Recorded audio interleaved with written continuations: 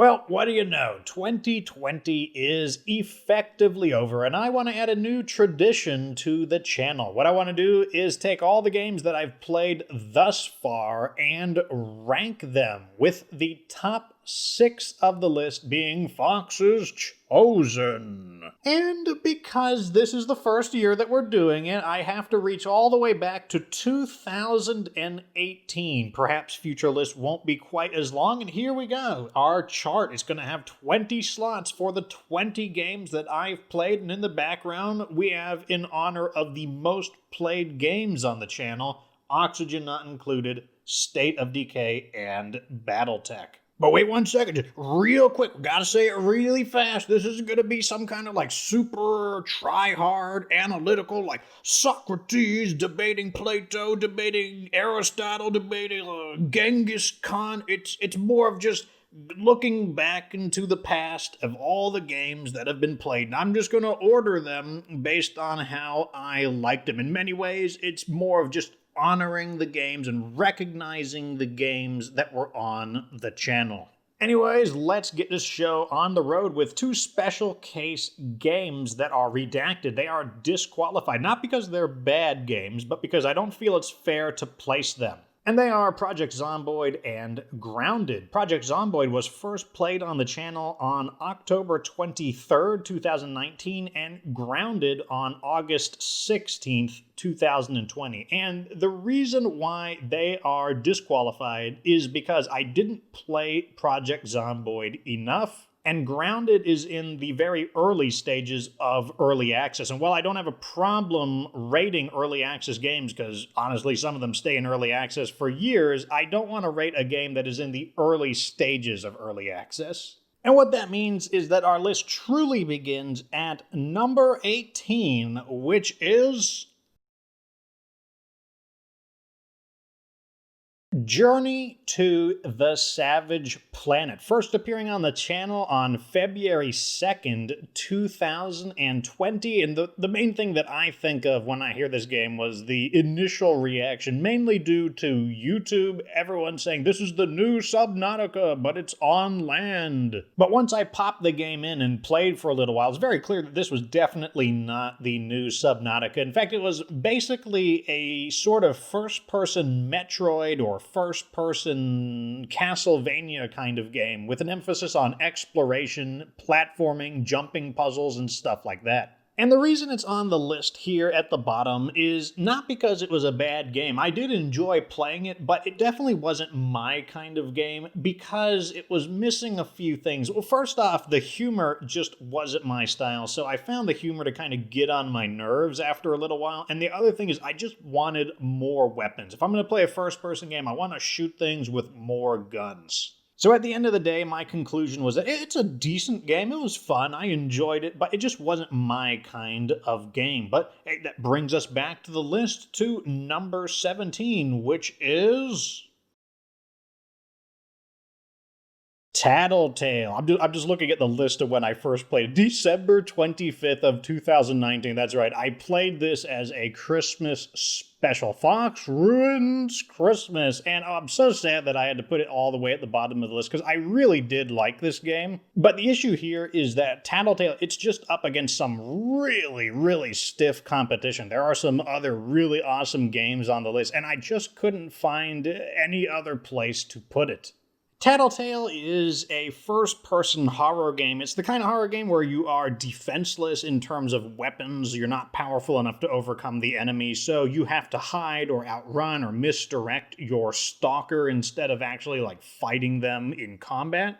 And somehow it manages to both be really cute and adorable, but also pretty scary. I believe it's the first indie horror game that was played on the channel. I'm sure that will expand over time, but I think it's only like $5 on Steam. So, I mean, honestly, I don't think you can beat it for that kind of a price. Back to the list, though, because we are now at number 16, which is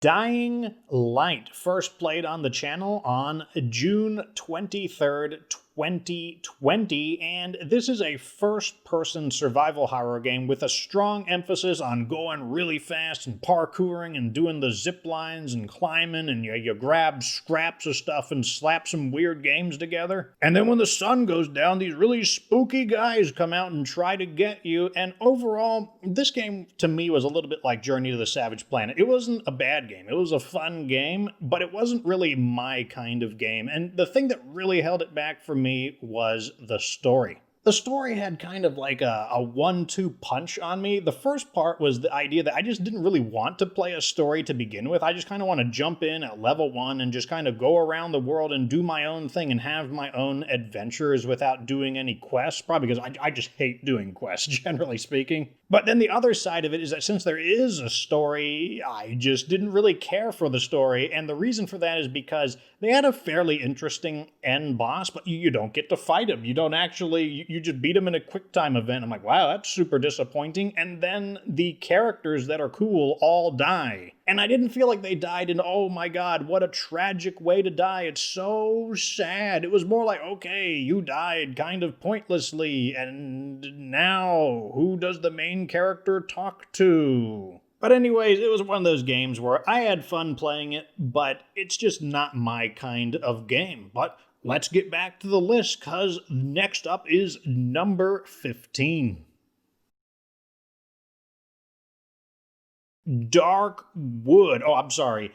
Dankwood, first played on the channel on September 24th, 2020. Oh, it makes me so sad putting the game here. I actually really liked Darkwood, but once again, it's up against really stiff competition. So Darkwood is another survival horror game. It is a top-down isometric view indie title with a strong emphasis on sort of a role-playing element, like kind of choose your own adventure, multiple ways to beat the game, multiple ways to go about through the game, as well as an emphasis on the game not holding your hand. Like, things are just going to happen, and it's up to you to either just react to it, survive it, or just die and learn from your mistake and try again. It's a very mysterious and weird game. It's actually just a super awesome game in general. And one of my favorite things about Darkwood was really the nighttime defenses. I just couldn't wait till nighttime fell, and then, you'd try out your different defensive strategies to see if you could,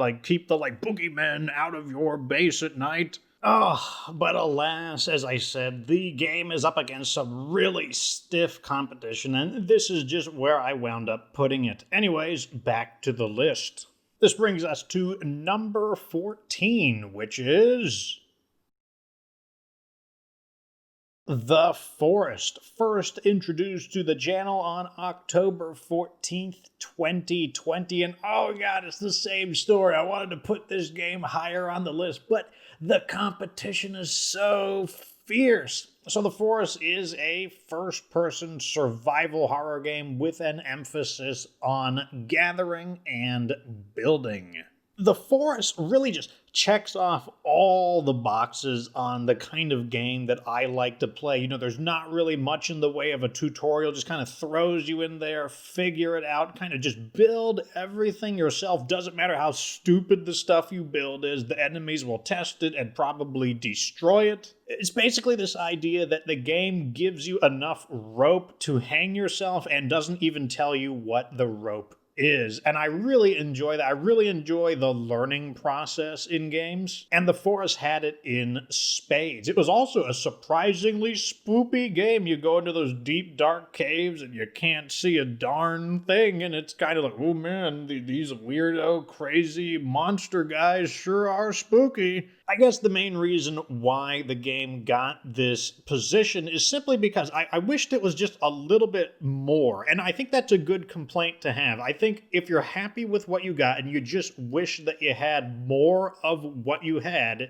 then I think that means you're right on the proper course for making your game. And I have a strong feeling that when the sequel comes out, which will be called Sons of the Forest, if it is basically the same kind of game, but even more in-depth, more and larger, just greater in the scope, I think it's just going to knock it right out of the park. But anyways, let's get back to the list, because I'm actually going to kick 3 games at you all at once, because they are Dead Space 1, 2, and 3. Yes, the whole trilogy going in descending order because I actually like them. I prefer them in the order that they came out. Indeed, I think each game is a little bit weaker than the previous one. Dead Space was first played on the channel on October 25th, 2019. The sequel, Dead Space 2, was played on November 8th, 2019, and then I embarked on the final part of the trilogy, Dead Space 3, on December 25th, 2019.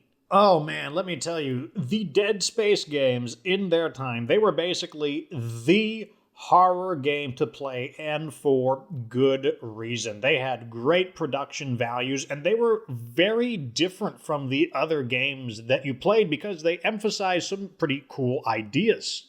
Dead Space is all about using these really weird fictional sci-fi weapons that are nothing at all like guns in like a realistic game. They don't shoot like bullets, or it wasn't even like Halo where you shoot like plasma or lasers or Gears of War. No, you were shooting like waves of cutting energy. You're shooting like these like harpoons that you could activate and that would like spike into them and then electrocute them. You were firing like bolts of lightning. You were using like cryo throwers and stuff. You just used a whole bunch of weird weapons. And then you spent your time like upgrading the weapons, making them better, customizing them, upgrading your armor. And then on top of that, the way you use these weapons were interesting because the enemies were not easily defeated by shooting center of mass at their body or shooting at their head. You actually needed to target their joints, basically their arms and their legs. And overall, that just made Dead Space a really refreshing experience for its time. And speaking about this idea of its time, honestly, Dead Space is still a great game. I think it's still very effective today,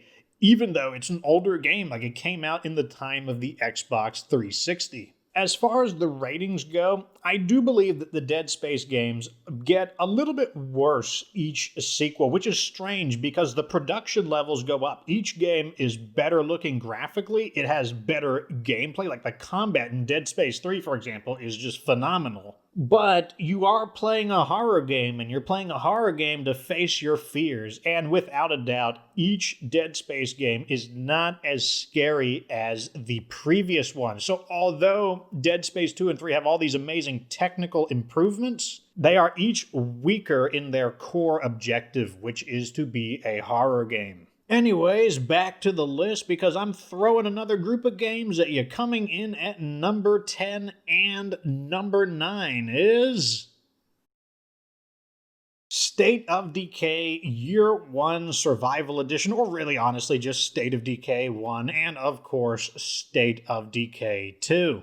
State of Decay Year 1 Survival Edition first appeared on the channel on September 6th, 2019, and State of Decay 2 first appeared on the channel on good gravy, June 7th, 2018. Now, these games should not require an introduction, especially on this channel, but I'll go ahead and follow the pattern. Both of the State of Decay games are third-person survival management simulations with an emphasis on building and maintaining a community in a post-apocalyptic zombie world.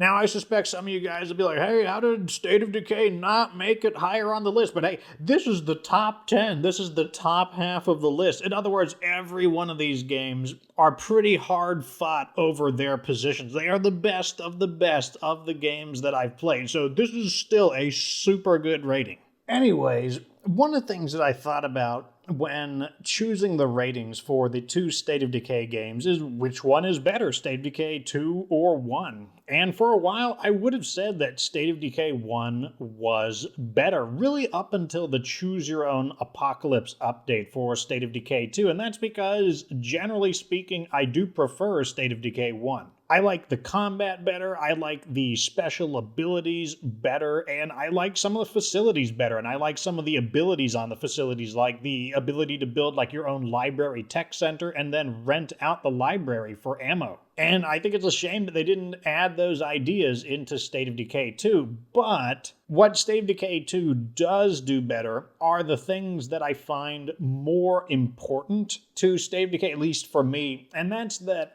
The combat is just kind of like the icing on the cake. It's like a decorative element, but the body of the cake for the State of Decay experience is the management. And what State of Decay 2 just does really, really well is the economy in comparison to State of Decay 1. And that's one thing I'm really enjoying about the lethal zone is the idea that I am really incentivized to trade. Because that's probably my favorite part about State of Decay is honestly just like looting the things and then selling the things and just kind of like nickel and diming my way, wheeling and dealing, like cheating people out of their stuff, getting them killed for nothing. That's what really, really gives me enjoyment in State of Decay. And it's really saying something, especially in State of Decay 2, that the lethal zone has kind of brought my enjoyment of looting back, because previously, I would get tired of looting because it lost its relevance because I just didn't really need the loot. But in Lethal Zone, I just always need the loot, and therefore the game is just way more fresh and fun feeling. And really at that point, I think it's what caused State of Decay 2 to exceed, finally, State of Decay 1 in terms of which game I like better.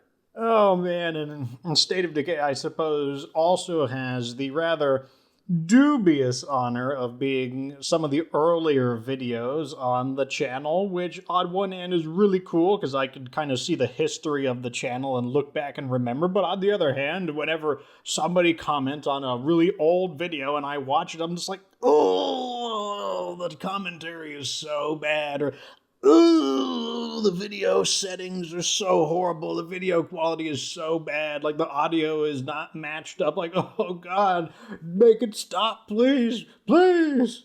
I also remember just pushing myself to like the limit in some of the State of Decay content. Like, if you haven't watched my Heartland playthrough, when it first came out, I'm like, oh my God, I've got to upload a daily video in Heartland in order to build my audience. The DLC is just out now. I need to make sure I'm really on top of the content. So it didn't matter. I was uploading with like 0 hours of sleep. I'd be up for like 24 hours straight, and I would be recording, and the video quality was just awful because I was so tired. There's actually a part, I try to pass it off, but I actually fall asleep in the middle of the video.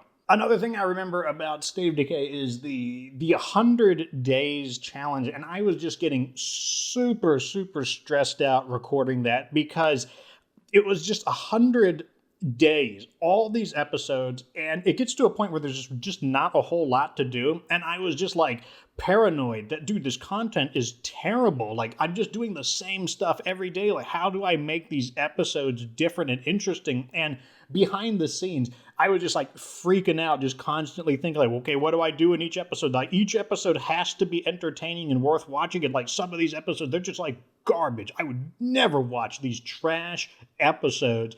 And that's when I started taking on like the weird challenges. Like, I started like kicking the play guards to death. We started stabbing play guards to death with screwdrivers. We started like drop kicking play guards to death.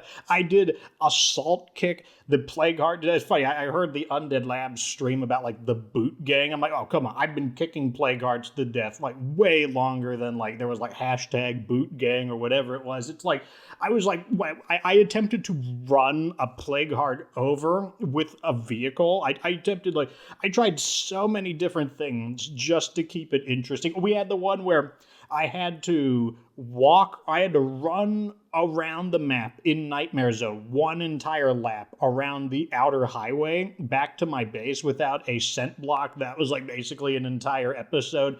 Oh man, like, I remember the 100 days. It really, really was burning me out, which is why I probably would never do another 100 days again, just because I was just being driven to madness trying to think of how to create interesting content with it. But, oh man, it's in hindsight, when I think back to it now, there's a nostalgic element to it. But, oh, that is State of Decay. We shouldn't linger, though. Let's get back to the list and move along to number 8.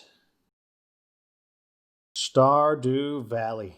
First appearing on the channel on May 4th, 2018. This is coincidentally the very first video ever uploaded onto the channel. Yes, Stardew Valley was the first, and that date does correspond with the channel's birthday. And this game is a kind of retro indie 32-bit kind of style farming simulation where the concept is that your grandfather passed away and left you the deed to his farm, but many years have passed where the farm's all like beat up and run down, and so your job is to renovate and improve. And right off the bat, one of the things we got to recognize about this game is that it was created by one person. He did the art, the music, the coding, he did the bug testing, he did the story writing, and most people would be satisfied just to be able to do one of those things. Most people would be happy to be able to write music, or they'd be happy being able to do art, but he just did it all. So it's really impressive, especially for the quality of the game that he produced. Now, as for me, I don't really have a whole lot of gameplay of this because all of the gameplay was specifically designed for the purposes of making guides. I never actually did a gameplay playthrough of Stardew Valley, mainly because I felt that my audience would be bored by it because it is a much more relaxed kind of game. But at the same time, the game really came out at a perfect time for me because I was suffering from a lot of insomnia, and what Stardew Valley does really well is it simultaneously requires thinking and concentration while at the same time not really raising the blood pressure, really getting the adrenaline going. And what that means is at the end of the day, you can actually use up the remaining amount of interesting ideas you have in your head. You can get all that thinking out of your brain without raising your heart level, without like getting super excited and being like, oh man, now I'm never going to go to sleep. And then you'd be able to relax and go to bed. It was actually a very therapeutic game, but it wasn't a boring game. The Stardew Valley is all about having grand designs, like your vision of how you're going to manage things, like your economic strategies. How do you manage the time that you have in the day? How do you build connections within the town? And the game lets everybody kind of just play their own way. Like the guys who are like super power gamers gotta earn like all the money super fast, gotta complete all the achievements in the first year of the game. You can do that. You can be like super optimized if you want. Some people, they're going to go for a more aesthetic route. They're like, ooh, I want to decorate and make my farm. I'm going to like pimp my farm out, make it look super sweet. And that's what I'm going to spend my money on. And that's when I'm earning money to like make my place look super awesome. And you can do that. Still, other people, they're more into like the role-playing element. They're like, ooh, I want to learn about the different things that the townsfolk, I want to learn about their struggles. I want to get a boyfriend or a girlfriend and get married and have kids and have that kind of like role-playing simulation in the game. And the game lets you do that. Now, maybe some of you do want some action. Maybe some of you are like, oh, I'm a warrior at heart. I will pillage and plunder and slaughter my way to riches. And the game does have a combat system. It actually has like an endless dungeon you can go and you can chop up people with all kinds of weapons, beat up all kinds of enemies, and get all kinds of stuff. And yeah, you can do that. But ultimately, when I think of Stardew Valley, what I really think of is just the beginning of the channel. Like what I think of is not really the gameplay. What I think of is all of just the frustration of me pulling my hair out, trying to learn how to use Adobe Photoshop, trying to learn how to use Adobe Premiere Pro, how to use Adobe After Effects. And I'm sure some people will wonder, why did I choose Stardew Valley? And the answer was, when I first started making content on YouTube, I didn't know what game to cover. I wanted it to be a game that I did have knowledge of, so I didn't have to start from scratch, and I didn't know when State of Decay's release date was. And I was like, you know what? My motivation has hit the critical mass. I'm ready to start making content. And I'm just going to start with Stardew Valley because the game has a lot of information, and I'm certain there's going to be a lot of people out there who they just want to learn how to optimize things. And I said, that's what my channel is going to be about. Oh, it's funny. Now that I'm talking about Stardew Valley like this, I'm like, you know what? I need to play this game on the channel. And what I'm going to do is next year, so 2021, I think I'm going to start a playthrough of Stardew Valley on May 4th, just to commemorate the beginning of the channel, just the beginning of the Get Good Fox brand. But that's enough about Stardew Valley. Let's go ahead and return to the list and move on to number 7. Warhammer 40,000 Space Marine, first appearing on the channel on November 21st, 2020. And this is a third-person action game featuring both hack-and-slash melee combat and shooting. And let me tell you, this game has a gigantic unfair advantage because it came out in 2011, and in its time when Warhammer 40k Space Marine was new, I played it religiously for months, like every single day. I was playing Warhammer 40k Space Marine, and I would get 3 of my pals together, and we would play the multiplayer as a strike force.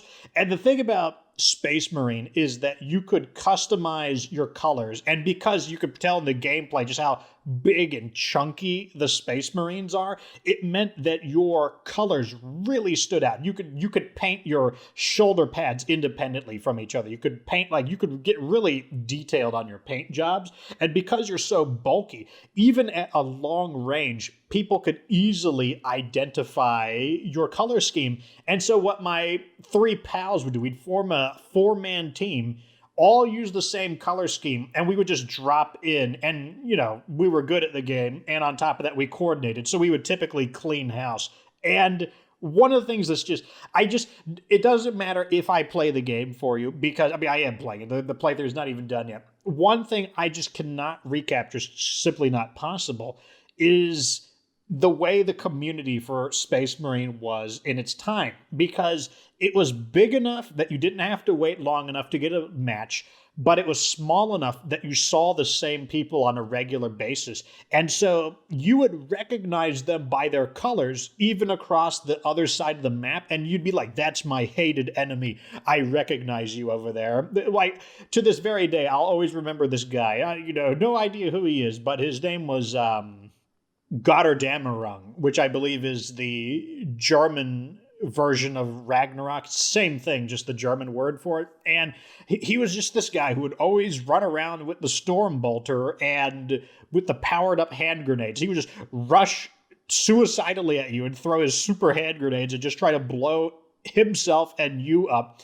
And I mean, like, I never knew what his name meant until, like, more recently. And then I'm like, oh my God, that's why he was so suicidal. I get it now. But it was to the point that, so my boys and I, we'd all drop in with the same color scheme, and people would recognize us, and they'd be like, oh crap, not these guys again. And then the people on our side, they'd be like, oh man, it's these guys. And since we were all fans of, like, the Warhammer story, we would run into people's gamer tags. Like, there was a guy whose name was Garviel Loken. And so, like, because I know exactly who that is, I sent him a text message, and I just sent him a private message saying, Lupercal.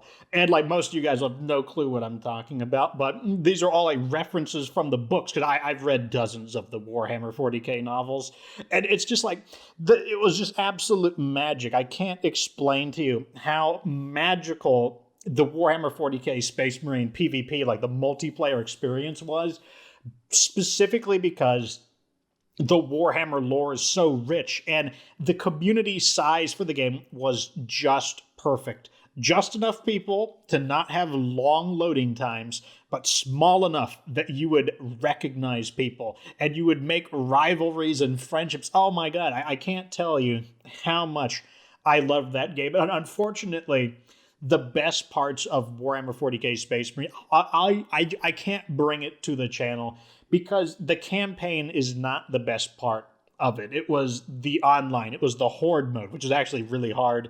It was the PvP, but, like, the game came out in 2011. It's dead now. So unfortunately, I just can't. And also, like, my friends who I used to play with, like, they've kind of, like, fallen out of gaming. They don't really play games like they did in 2011 anymore. So it's like, I can't recapture just how awesome it was. And it really makes me sad. It really does. It's like, because I can play the game, and the entertainment, the experience is just such a shell of its former self. Yet playing the game, it does make me really happy. I really love playing Warhammer 40k Space Marine. Another unfair advantage that Space Marine has is, well, it's a Warhammer game, or specifically a Warhammer 40k game. Like I said, I've read dozens of the novels in the Warhammer 40k universe. I've painted miniatures. I play the game. It's just like, it's just going to be, and also it's a game about my favorite group of Space Marines, the Ultramarines. That's what I played on the tabletop. I played Ultramarines. So it just gets so many, perhaps unfair points in my list on this, but I love it. I love playing the game, and it is a tremendous honor for me to bring Warhammer content to people who've never experienced it before. I feel like I'm doing the Emperor's work. But now it's time to do my work and return to the list, and this is it. Of the 20 games I have played on the channel, these are the top 6, and it was very challenging to orderize a lot of them except for number 1. There was no doubt in my mind what number 1 would be, but let's get started with number 6. The Darkest Dungeon. The Dankest Dungeon. First appearing on the channel on June 21st, 2020, and I immediately have to thank you guys, the digital audience, because if not for your suggestion that I play this game, I never would have played Darkest Dungeon. And as you can tell by the ratings, I happen to really, really like this game. In fact, it's become one of my favorite games. It's a game that I actively play on my own free time just for entertainment when I'm just not playing games for the channel. So what is the Dankest Dungeon? I would describe it as a hardcore RPG. I kind of want to call it a survival RPG, but no, it's an RPG alone. And what makes it hardcore is it's just really, really tough. And there's permanent death. There's all these like terrible things that can happen. There's very little in the way of tutorials. There's no hand-holding. And the reason I love it so much is because a lot of RPGs, once you kind of like crack the code, once you like play your Final Fantasy game and you kind of like crack the code of how to play it, well, then the game is a breeze and you basically game the system. In Darkest Dungeon, you kind of just have to do that. It's like the game is hard enough that you have to use good strategies. Now, it's not so hard that you can't still play your way, but hopefully your way is at least relatively optimized. And I really, really like that about Darkest Dungeon. It helps to solve one of my main problems with RPGs in that, as I said, once you figure them out, they're too easy. Another thing I liked about Darkest Dungeon was honestly just recording the episodes for you guys, because I was able to change the names of the characters to channel members, and I think that's just super fun. I really, really like doing that. It's one of the things that I really wish you could do in State of Decay. I mean, I know you can through like a name editor, but I just wish it was just something that you could do as a base feature in the game, because like for me, adding the character names in, that's the only way that I get attached to like disposable characters, is if they actually have community member names. Like in State of Decay, I don't care about any of the characters, but once they actually have names of people that are my viewers, that I suddenly care about them a lot more. And I know from the viewer's perspective, they're like, oh no, I'm gonna die in this battle. Like, oh no. And it's it just makes the experience so much better. But overall, Darkest Dungeon, it's just such a fantastic experience. There's so many awesome characters. It's got this really awesome stylized graphics. Like the story is just like, it's not really a game that's heavy on the story. That's not really the point of the game, but just the thematics of it, like the areas you go to, the hamlet, your home headquarters and everything, and even like the final area when you finally get to the Darkest Dungeon itself. It's just so damn cool. That's like, there's no other way. It's just so damn cool. It's also like really challenging. Like it really pushes you to your limits. Like if you thought you knew how to play RPGs, then Darkest Dungeon is the game for you, because it's probably going to surprise you. You're probably not going to be ready for the crap that can happen in that game. But yeah, I will definitely be playing some more Darkest Dungeon. We got to do the DLCs, but let's return to the list because, oh man, it's so hard to organize these. But here comes number 5. Subnautica, first appearing on the channel on December 6th, 2019. And this game just completely blew me away. And once again, I got to thank you guys. I would never have played this game if not for the fact that you guys suggested it to me. And once I got the suggestions, I immediately looked up some. I looked at Jacksepticeye and Markiplier playing it just to get a kind of an idea of, okay, so this is the kind of game it is. And I'm like, nope, I'm playing this game. This game looks just absolutely amazing. And I was not disappointed. I was actually a little bit worried about it at first because, you know, I'm like, oh, are people going to get bored? There isn't really combat in the game. It's not really a game about like killing things, but no, it wound up just being amazing. And one of my favorite scenes when what was it, the little baby submarine got destroyed, and I did that whole skit about like having the funeral for its death. Like that's one of my favorite scenes. I remember it so vividly. It's just one of the things that's important about Subnautica to me is that it is probably the first game playthrough where I'm like, okay, I am really going to start trying to be better at commentary, better at recording, better at planning episodes out, better at making sure every single episode has a purpose to it. I'm going to try to be more exciting. I'm going to try to be more dynamic. I'm going to try to be funnier. I'm going to just try to be a better YouTuber because I got a lot of comments about like people say, "Oh, you're so boring and monotonous, and you stink." And it's in the name of the channel, Get Good Fox. It would be silly if I named myself that and I didn't get all this feedback about my commentary not being where it should be, and then just say, nah, I'm just going to stay boring and monotonous and not funny. No, I'm going to get good. It's in the channel's name. And Subnautica was probably the first game where I really, really tried to improve. Now, I'm in the current time, I'm even better. So if I were to replay Subnautica, I would have even superior commentary from then.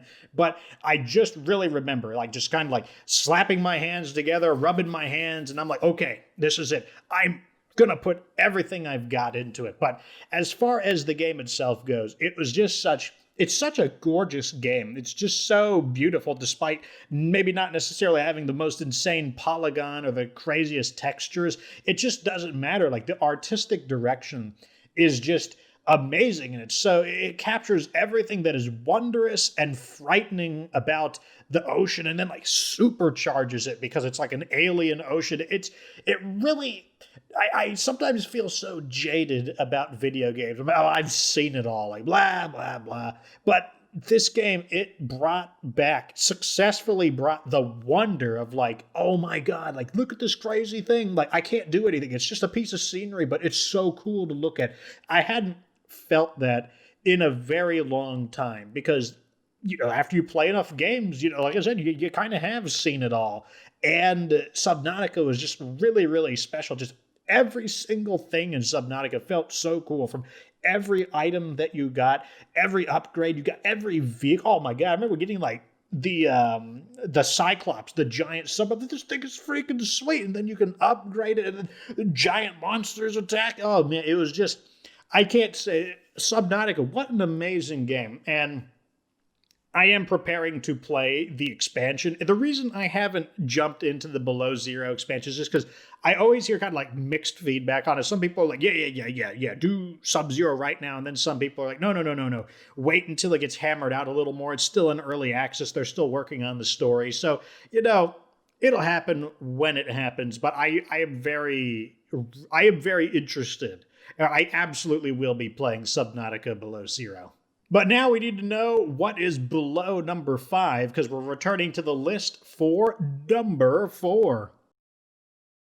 MechWarrior 5 Mercenaries, first appearing on the channel on April 8th, 2020. MechWarrior 5 Mercenaries is a part of the Battletech universe, so perhaps a more appropriate, a more complete title for the game would be Battletech MechWarrior 5 Mercenaries, and this is a vehicle simulation game, which means that the game is trying to make it feel authentic to pilot a giant, make-believe super robot, but if it did exist, maybe this is what it would feel like to operate one. And this game competes with probably one other game as the most difficult of all the games that I've played on the channel. Some of it is because, well, MechWarrior is just not an easy game. And the other part is that, well, the developers, maybe they got a little bit carried away with the difficulty curve in MechWarrior 5. You know, they were kind of like, I don't know, how many enemies do you think should be in this level, Bob? And Bob is like, all of the enemies. And there's just no way to say this. Just to put it flatly, it's just one of my favorite games. I play it like pretty much all the time. Like I play it at least once a week, sometimes every single day in a week. Just before I recorded this video, I was playing MechWarrior 5 Mercenaries. It's one of my go-to games when I just want to play something not necessarily for the channel. And you know, that is saying something given that I felt like the campaign stank in MechWarrior 5. I thought the campaign was awful, and there's no other game mode really except the campaign mode. And that's just a testament to how much I like this game. So what makes MechWarrior 5 so awesome? Well, one, there's just like personal reasons. One, I just really like the Battletech universe. The story's amazing, just crazy political intrigue, all these interesting things happening. Plus, like, I just think giant robots blowing each other up is just super cool. But in addition to that, within specifically the game mechanics of MechWarrior 5 Mercenaries, it's just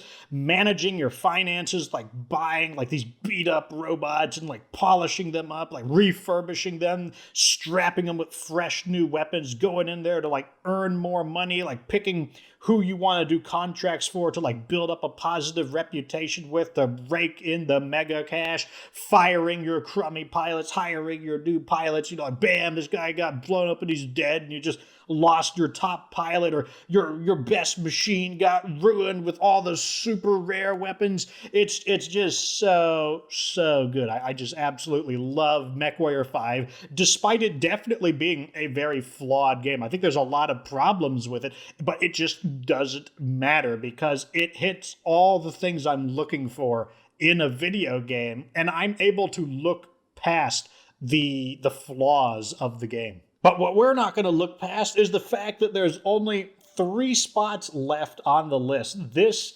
is it. Fox's top 3 games. These last 3, I mean, honestly, they were pre-decided. I already knew what the top 3 were, and let's go ahead and take a look at number 3. Deltarune. Oh, man. First played on January 13th, 2019. Just speaking the word out loud has an impact on me. Like, Deltarune has such a strong emotional connection to me that if someone found me in real life, and let's say I was in a bad mood, I don't really feel like talking right now. If someone asked me, hey, what do you think of Deltarune and who's your favorite character? I bet that would just change my mood immediately. I would just like, bam, I would just turn right around just because of the emotional attachment that I have to the game, and also what it's a spiritual successor to, because Deltarune is kind of a sequel to Undertale, though they may not have anything to do with each other chronologically. So yeah, spiritual successor. And as for what kind of game it is it's a retro-style RPG, and Deltarune has the rather precarious, most dubious honor of being the first game on the channel that was a playthrough. Yes, the Nightmare Zone playthrough actually came about 2 months after Deltarune. So, oh my God, like thinking back to it, like that's when like my commentary was like at its weakest. It's like, oh my God, I probably did no service at all. I probably did no honor at all to Deltarune. I mean, maybe it wasn't that bad given that there's no voice acting and you have to read everything, and so that would assist with the commentary dramatically. But yeah, it has the honor of being the first game to do a playthrough. Now, Deltarune, it's only chapter 1. Deltarune does come out in episodes, and to put it simply, there are very few games that get me excited. Most games, that's not the same thing as saying there aren't games that I want to play in the future. But while most people are like, oh man, it's going to be all about Cyberpunk. Cyberpunk is going to be the best game ever. Yeah, Cyberpunk, it's probably going to be okay. Deltarune Chapter 2. That's, it's like, that Drake meme. It's like, he's like looking away. Nah, not Cyberpunk. And then like Deltarune pops up. He's like, oh yeah, that's my jam right there. That's basically how I feel about Deltarune and pretty much any other game in existence right now. So, what makes Deltarune, and I guess by extension, what makes Undertale so good? It's really this kind of like three-hit combo of the dialogue, which, like I said, it's just outstanding. The dialogue is so good. With the music compensates for the lack of voice acting. The music, because there's no voice acting, the music can play a very powerful role, and the music is the voice acting of the game.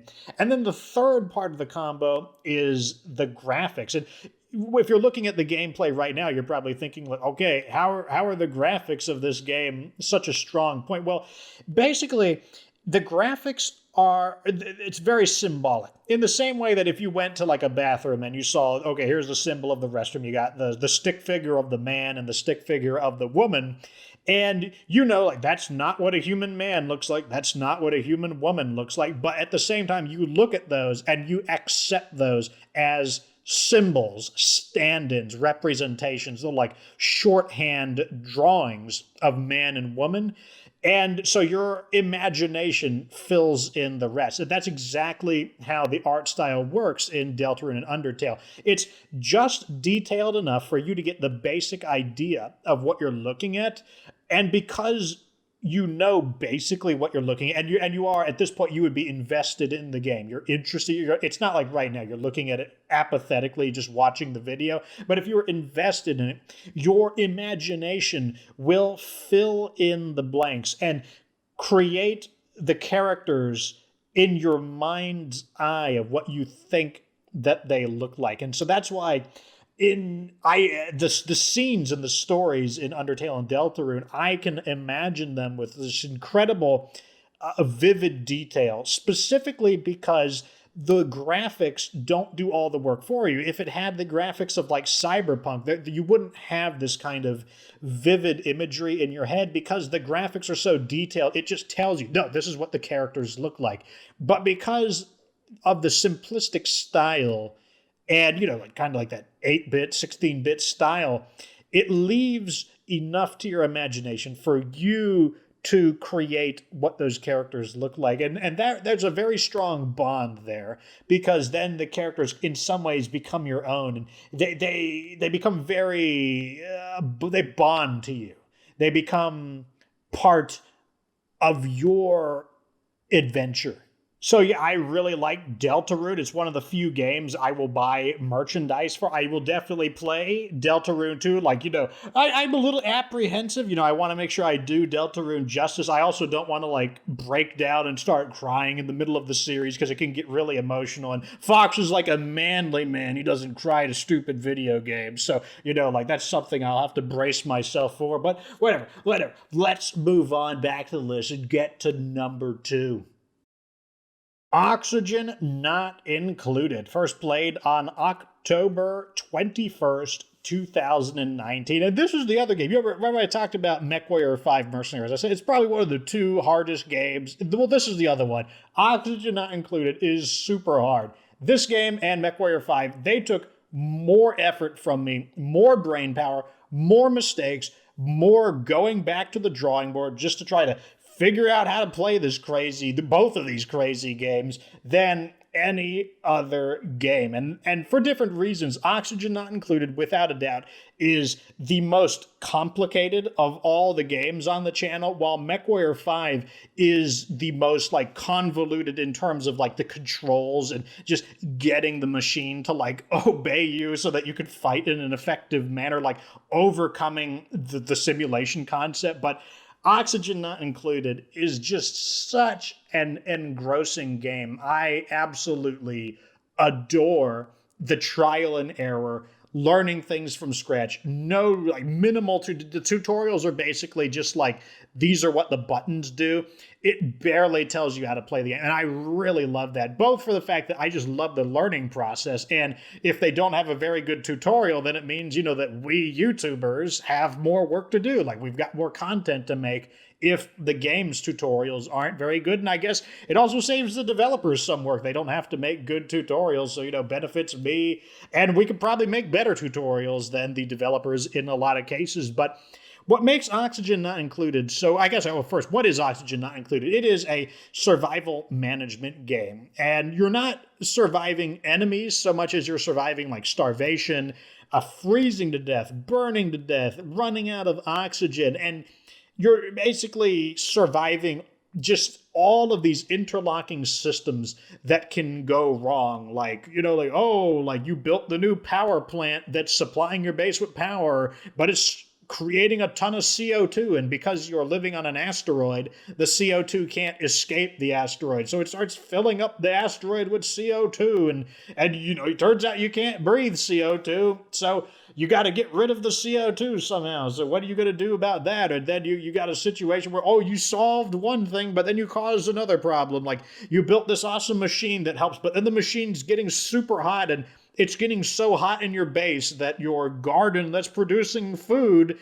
the plants are too hot and they're wilting and they're not producing food anymore. And you're like, oh God, how do I get the heat out of the base? Because once again, we're stuck in an asteroid. The heat it's not like planet Earth where if you turn your stove on, it'll make your house hot for a while, but eventually the heat will escape your house and enter into the Earth's atmosphere and normalize the temperature. No, you're in an asteroid, so like the heat is stuck in there. So how do you solve the heat problem? And basically, Oxygen Not Included, it's just all about, for every one thing you fix, you create one or two problems, and you're just like constantly trying to plug up the holes on your sinking ship. And you've got your like little minions, your duplicates, and once again, you can name them. So I can name them after the different characters or the different people on the channel.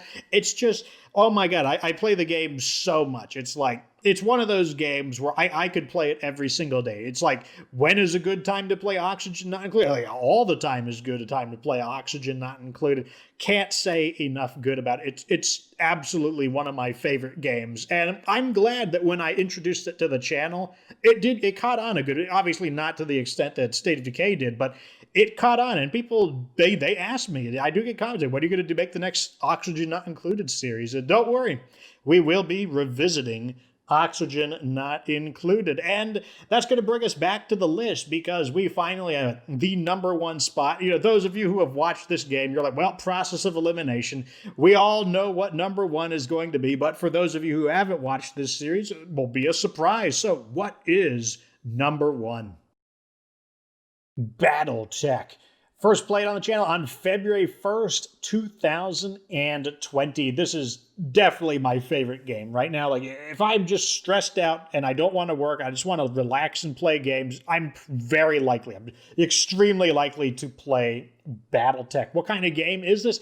It is a turn-taking strategy simulation, and it's kind of a video gamification of the original Battletech board game, because Battletech came from the 1980s, and before they started making video games, mainly in from the MechWarrior perspective, so MechWarrior 1 for the Super Nintendo, MechWarrior 2 on the PC, it was a war game, and you play with plastic figurines, and you use the ruler to see if you were in range to shoot, and you'd roll your dice in order to see your accuracy. And this game, it's not like a one-to-one conversion of the board game, but if you enjoyed the board game, you'd probably enjoy the video game. And it just ticks off all the boxes that I want in a video game. It's got the survival element, like where someone dies, they're dead. Like when your mechs are destroyed, it's like, it costs tons of money to repair them. Sometimes it's not even worth it. You just like throw them to the salvage heap because they're just so expensive to repair.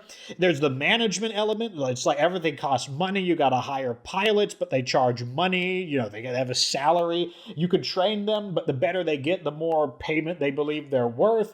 You're just constantly searching for like lost technology to make these like insanely awesome battle mechs, and it's just such a fun, amazing game. I just like it so much. I have like basically 1,000 hours on it according to Steam, and that is saying something given that I don't make video game guides for it. So I play it basically for the episodes on the channel, and then the rest of it is just me choosing to play it in my own downtime. It's really just, it stands by far and away as the most played game of these that are not State of Decay. And it's also, I would say it's one of the hardest games on the channel. I would say the top hardest games on the channel are Battletech, Darkest Dungeon, MechWarrior 5, and Oxygen Not Included.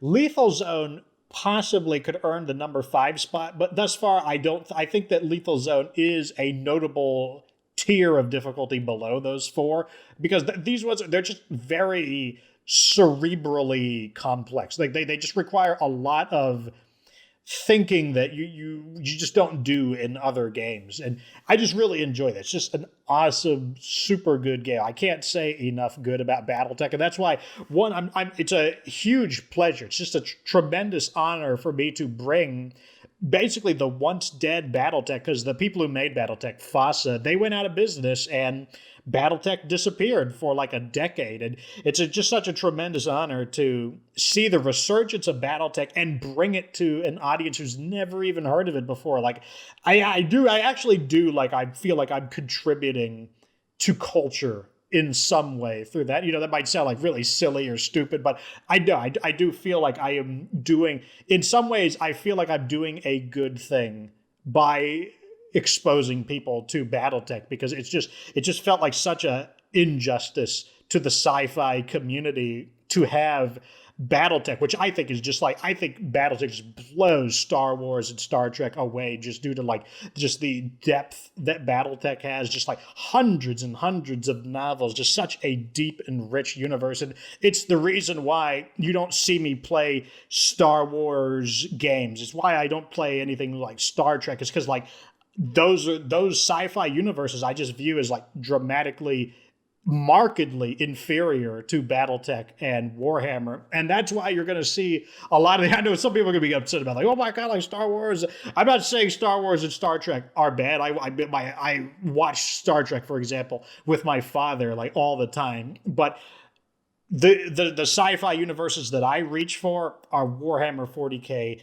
and Battletech. And like I said, I do feel like I am writing some type of like cultural wrong, something that just is a shame, a loss to us by bringing Battletech to people who've never been exposed to it. Kind of a melodramatic way to view it, but like it's like that is how I feel. I almost feel like it's like a vital, like almost sacred thing that I'm doing. And you know what? That's probably good enough. I originally thought this was going to be like a 30-minute video, but no, once I got to the top 10 videos, I knew I'd have a whole lot to say about it. But honestly, I mean, we are catching up on like 2019 and 2018, but really this is just a big send-off to the end of 2020. Here's to whatever awesome games that wind up getting played on 2021, and also my opportunity to thank all of you guys for watching the videos. Like, I love making the videos, but what good would they be if no one watched them? Like, without an audience, none of this would be good for anything. So